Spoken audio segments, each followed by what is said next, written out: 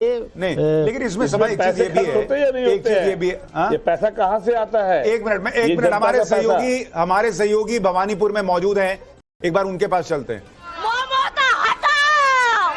ये देखिए, ये बीजेपी के समर्थकों का जोश है। क्या नाम है आपका? हमारा नाम राजकुमार सिंह है। मैं भवानीपुर विधानसभा से एक कर्मठ अपना योगदान देने के लिए बीजेपी में कर रहा हूं और बंगाल से इस निर्मम सरकार को हटाना ही हमारा लक्ष्य है और हम लोग जीत चुके हैं भवानीपुर से। और पूरे अभी तो पहले राउंड की काउंटिंग चल रही है। हाँ, हमारा आगे ही रहेंगे हम लोग, थोड़ा बहुत ऊपर नीचे होगा, उसके बावजूद भी हम लोग जीत रहे हैं। 1 से 60-70 सीट हम लोग जीत रहे हैं। हमारे दादा सुवेंदु अधिकारी की अगुवाई में बीजेपी जीत रही है। ये देखिए, ये दावे हो रहे हैं अभी से। और देखिए, और भी जो पीछे कार्यकर्ता और समर्थक हैं वो क्या कह रहे हैं, जरा उनसे बात। विद्या, क्या आप मुझे सुन पा रहे हैं? एक बार पैच कीजिए, उनको तो पता चलेगा कि वहां पर कितने राउंड की काउंटिंग हुई है और बैलेट पेपर वाला नतीजा जो है वो बताया है कि नहीं बताया, वो भी क्लियर होगा। लेकिन अभी खुद विद्या जो कह रहे थे उसमें उन्होंने कहा था कि 1 राउंड की काउंटिंग हुई है ईवीएम की, तो अभी बहुत अर्ली है। लेकिन क्योंकि अभी जैसा उन्होंने मनोज जी ने बताया था कि कई जगहों पर 27 राउंड की काउंटिंग होनी है और मिनिमम जो है वो 10 राउंड की काउंटिंग। तो अभी बहुत सारे ईवीएम खुलने बचे हुए हैं और ये 152 क्या 112 होगा या 112 152 होगा, अभी कुछ भी कहना मुश्किल है। या 152 170 होगा, हाँ, या 200 हो जाए, कहने को तो कुछ भी हो सकता है होने को। ममता बनर्जी कहना चाहूंगी क्योंकि हम लोग बार बार कांग्रेस की बात करते हैं। जो कांग्रेस तो जब हम डेटा निकालें तो कांग्रेस भाजपा को टक्कर नहीं दे पाती है, ये हमने देखा है। कर्नाटक में हुआ और तेलंगाना में बीआरएस भारतीय टीआरएस को हटाया। शर्मा जी, उनको बोल लेने दीजिए, फिर आप रिस्पॉन्ड कर दीजिएगा। अच्छा, एक बार बोल लेने दीजिए, बोल उनकी बात तो कंप्लीट हो जाएगी कि वो कहना क्या चाह रही है। बोलिए। ये तो मैं कह रही हूँ, लेकिन अभी तक जो डेटा हमें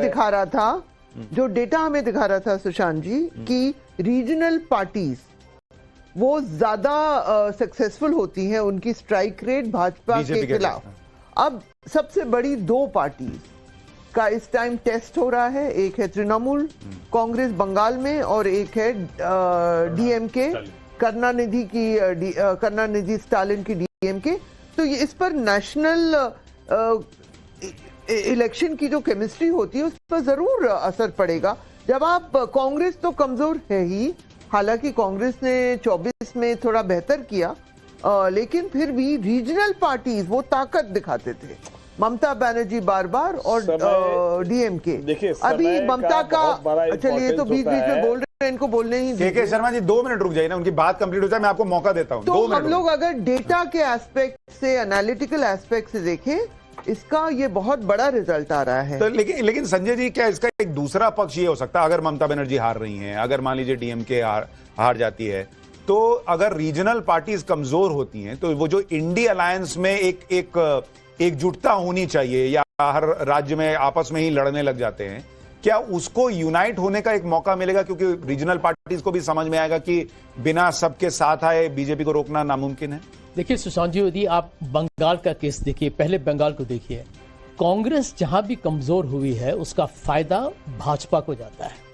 तो ये क्षेत्रीय पार्टीज जो हैं उनको भी, कांग्रेस पार्टी जब भी निर्बल होती है, नाकामयाब होती है, उसका पूरा जो कहते हैं ना एडवांटेज है, उपलब्धि है, वो सब बीजेपी की तरफ जाती है। मतलब रीजनल पार्टी के लिए भी अच्छी खबर। बंगाल में तो कांग्रेस बहुत पहले पिछड़ गई थी। नहीं, एक चुनाव को पहले में तो 45 सीट मिली थी कांग्रेस को, वो तो बाद में टीएमसी ने सब लोगों को उठा लिया था। लेकिन आप यहाँ पर तमिलनाडु को भी देखिए, वहां पर अभी कांग्रेस में अंदरूनी काफी वहां पर मैं समझता हूं कि लोग नाखुश होंगे, क्योंकि ढेर सारे लोग चाहते थे कि विजय के साथ अलायंस हो, वहां हमें ज्यादा सीट भी मिलेगा और हम डीएमके के पूरे कब्जे में जो पार्टी रही है, क्योंकि डीएमके के सहानुभूति से ही कांग्रेस को सीट मिलती है और विजय मिलती है। वहां पे बहुत लोगों का सोच था कि अब कांग्रेस को अपने आप खड़ा होना चाहिए और यदि वो विजय के साथ यदि गठबंधन करें तो उसका फायदा होगा। तो आज कांग्रेस में बहुत ज्यादा लोग, मैं समझता हूं कि इसको लेके मतभेद होगा कांग्रेस के अंदर, यदि यही नतीजे तमिलनाडु में आए। पर उस मतभेद से कुछ चेंज नहीं होता ना। देखिए, सबसे बड़ी कमजोरी है कि आपके नेतृत्व में, मैं इस बात को दोहराना चाहूंगा, मैं ये नहीं कहता कि राहुल गांधी मेहनत नहीं कर रहे हैं, परंतु नेतृत्व मतलब सिर्फ राहुल गांधी नहीं, आपको हर लेवल पर एक जीतने की जो एक जज्बा चाहिए, एक जुनून चाहिए, वो कांग्रेस मुझे में लगता है बिल्कुल कांग्रेस नहीं को है। सबसे पहले ये समझना होगा सर कि मान लीजिए कोई संजय झा है, कोई सुशांत सिन्हा है, कोई हर्षवर्धन त्रिपाठी है, अगर वो कुछ कह रहे हैं कि कांग्रेस में प्रॉब्लम है, सब आपके दुश्मन नहीं है। उसमें एक बार सुनिए और देखिए कि क्या ऐसी चीज है जो सब कह रहे हैं, हो सकता है उसको ठीक करने से कुछ हो सकता है, क्योंकि वो बिना किए नहीं हो सकता। 1 मिनट में आ रहा हूं सर आपके पास।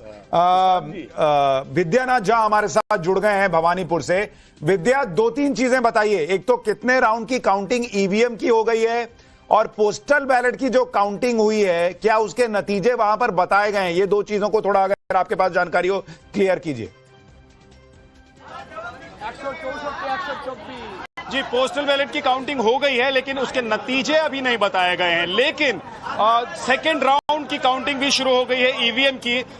वो अनाउंस किया जा रहा है लगातार। पहले राउंड में हमने देखा था कि कभी ममता बनर्जी, कभी शुभेंदु अधिकारी आगे चल रहे थे, लेकिन एक खास तस्वीर यहाँ काउंटिंग सेंटर से सुशांत आपको और अभी कौन आगे, अभी कौन आगे? बंगाल पर टिकी हुई है, उनको दिखाना चाहता हूँ। यहाँ इस वक्त तो ममता बनर्जी आगे चल रही हैं। जो अभी अनाउंसमेंट हुआ है उसके मुताबिक ममता बनर्जी आगे चले, लेकिन अब से कुछ ही देर पहले शुभेंदु अधिकारी आगे चल रहे थे, और इसीलिए यहाँ पर जो बीजेपी का कैंप है काउंटिंग सेंटर के बाहर लगा हुआ, वहां पर कार्यकर्ताओं का जोश बेहद हाई हो गया था।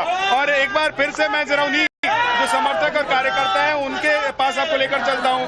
आप लोगों को देखिए, आप लोगों को लग रहा है कि शुभेंदु अधिकारी यहां से जीत रहे हैं? लग रहा है शुभेंदु अधिकारी जी दोनों सीट पर तृणमूल को पछाड़ेंगे।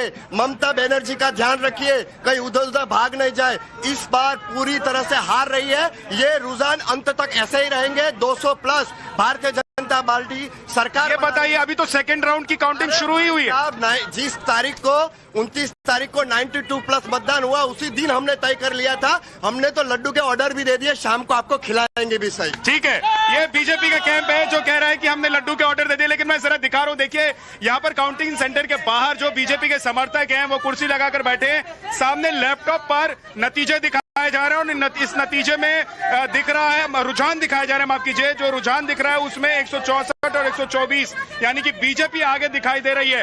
और यहाँ मैं अभी देख रहा था कि जय श्री राम के नारे की आवाज सुनाई दे रही थी। कोटी क्या कहते हैं? हवाई चोटी लूट कोटी कोटी। क्या कह रही हैं आप?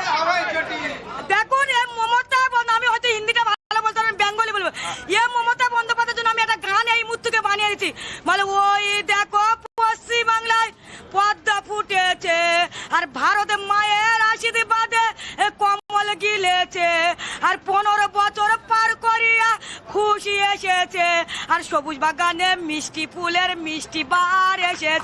ও আবির ওরাও মনের খুশি মনের খুশিতে, আর ধামাই নাচো নাচো সবাই বিচার সঙ্গীতে।